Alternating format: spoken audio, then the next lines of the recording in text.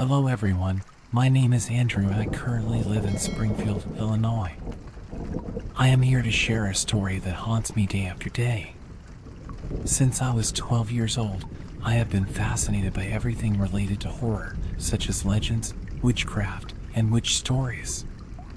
Honestly, I was a completely different child from the others. I didn't like football or common games for boys my age. I was obsessed with the occult, the mysterious, and everything beyond common knowledge. While my friends enjoyed stories of heroic adventures, I read books about supernatural creatures. Everything related to demons attracted me and gave me extreme euphoria, a mixture of fear and excitement. I always watched summoning movies, and when they ended, I would call upon the demon, asking it to appear to me because I really wanted to meet it.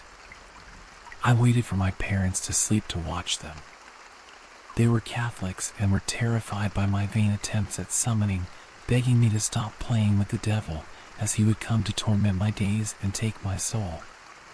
But I didn't listen to them and continued.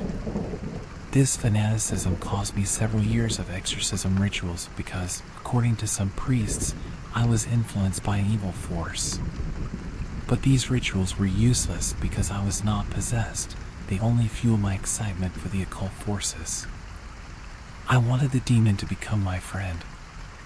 In high school, my interest increased even more when I got my own computer and started researching demonology. I had grown up and no longer had the desire to be friends with the demon. I wanted to know everything about it. I started reading books, articles, and reports on the subject, feeding my insatiable curiosity. While my schoolmates occupied themselves with typical teenage activities and dating, I found myself absorbed in books and documentaries about occultism, mythology, and especially the devil himself. It wasn't about worship or adoration, but a genuine desire to understand what many abhorred. I discovered the existence of grimoires, ancient books containing ritual instructions and knowledge related to magic, occultism, and esoteric practices. They are considered guides to exploring the secrets of the supernatural world. Some of the most famous grimoires include the Lesser Key of Solomon, which describes the invocation of demons and spirits, and the Grimorium Verum, which presents rituals for making pacts with infernal entities in exchange for power and knowledge. Another fascinating one was the Black Robe of Saint Cyprian. Even at 17, I refused to have a social life and took advantage of my parents being at work all day to delve into these subjects. I kept these books hidden on my computer, along with some printed copies stashed in my wardrobe. One thing I admired about my parents during my teenage years was their respect for my privacy. They never snooped in my room. One day, I forgot my bedroom door open, thinking my parents were still at work, and experienced the most embarrassing moment of my life. My father caught me reading the manual of Pope Leo. He approached me very happily, thinking that I was finally interested in biblical matters. I tried to hide it, but it was no use. He took the book from my hand and, upon flipping through it, was horrified to see that it contained the story of a pope who supposedly came to power by resorting to black magic, including necromancy and satanic rituals. I didn't know whether to laugh at his congratulating face minutes before or cry for disappointing him. And once again, I was forced to undergo an exorcism ritual. When I turned 19, I had to stop my studies related to the devil and witchcraft to focus on my school studies. My parents pressured me every day to get into university and become someone so I could leave their house, as they could no longer stand living in the shadow of the devil. At 21, I decided to follow my father's career and took the entrance exam for petroleum and gas engineering. At that time, I started working part-time as a gas station attendant. Despite my parents having a lot of money, they did not allow me to work in their company, claiming that I would only bring bad luck because the devil walked beside me. They loved me, I knew that, but they couldn't wait for me to leave home. The first 2 years were very difficult because I wasn't sure if this was the career I should follow. If I could achieve success by performing some rituals, I had my own example at home. My father took a long time to achieve success. He worked for years as an engineer and earned a lot of money, but he decided to abandon his career and invested all his money in a manufacturing company since my mother was a pharmacist. It worked out very well, and together they opened 2 more branches, but that requires time and effort. The first thought that came to mind was to try a spell to emotionally conquer a professor or teacher to help me pass the hardest subjects. Honestly, nowadays I like women, but I wouldn't mind at all if a man back then fell in love with me and helped me with the subject. Everything was worth it. Due to my parents' pressure to leave home, I made the worst decision of my life, making a pact with the devil. This idea started hammering in my mind day and night. I would be able to achieve my goals for success, which would fill my void. But the question was where to start. I had read several books about rituals and pacts, but what I lacked were accounts of real people who had made these pacts. I researched but didn't find testimonials from famous people about how they succeeded and which demon they summoned to achieve success. On the contrary, I only found reports of people who had fared badly. At the time, I found motivation when I read about Robert Johnson and his supposed pact with the devil to gain musical talent. According to research, this pact made him one of the greatest blues singers, but for some reason, he didn't fulfill his part of the deal. All of this I had taken from unreliable sources, as it seemed like mere theories to me. I had no certainty if they really existed. I had no faith in the devil or God at that time.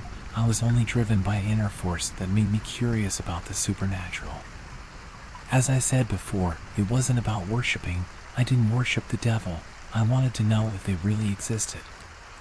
I desperately wanted to be sure of this, and if they really existed, why not get a little help to change my life or achieve something desired? I knew nothing about protection or how to perform a ritual without exposing myself in the street because I didn't want to do it inside my house out of respect for my parents.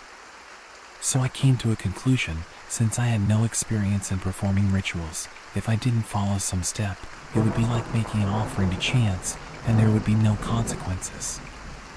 I researched the demons that could give me quick answers on how to achieve my goals and get my dream job. The first ones I thought of summoning were the 72 demons of King Solomon. I read on some unreliable websites that if I asked for help from any of them and made an offering, I would be able to get what I wanted. I chose one randomly, and to be honest, I don't even remember which one it was. Now I just had to wait for the right opportunity to perform it, and I was very anxious for that day to come soon. About a month later, my parents went to the beach house and insisted that I go along, but I gave a flimsy excuse that I don't even remember anymore. As soon as they left, I went to a store that sold materials for spells. I was feeling motivated, and the euphoria I felt was immense. I needed answers. My first ritual was intended to achieve success in exams. In fact, it was more to feel the existence of the occult. I needed concrete proof. At midnight sharp, I performed the ritual. That night, I hoped to feel some evil presence, but I felt and heard nothing.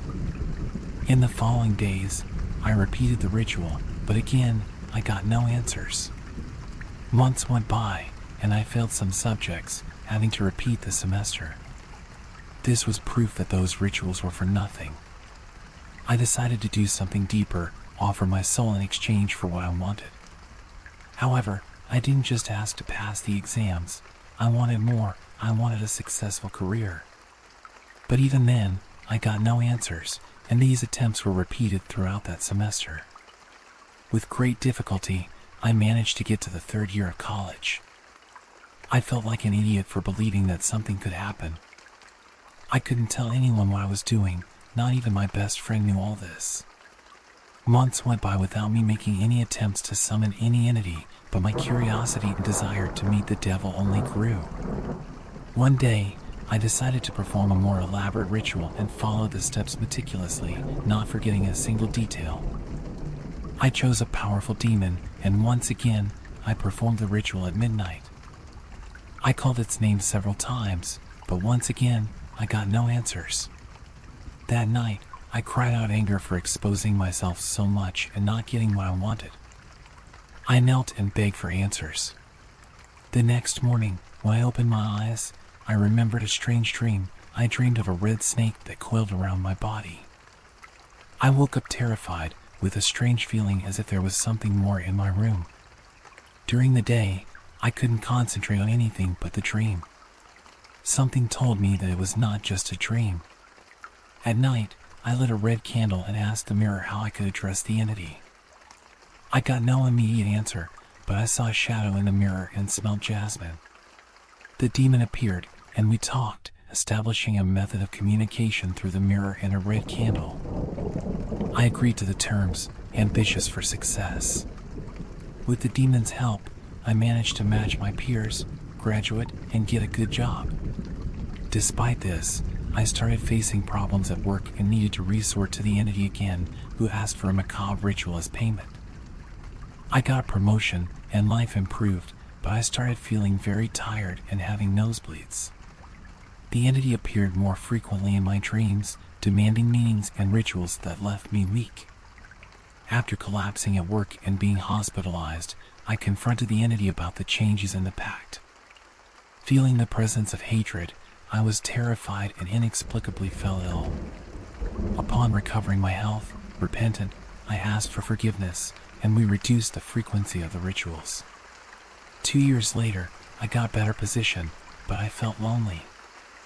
I decided to find a girlfriend and soon met Laura, whom I married. With the new routine, I stopped the rituals, but the bleeding and fatigue returned. During a romantic vacation, I had a nightmare where the demon said Laura would pay dearly if I didn't meet it. I entered the forest to contact it, following the instructions of the dream. Upon reaching the indicated spot, I called its name,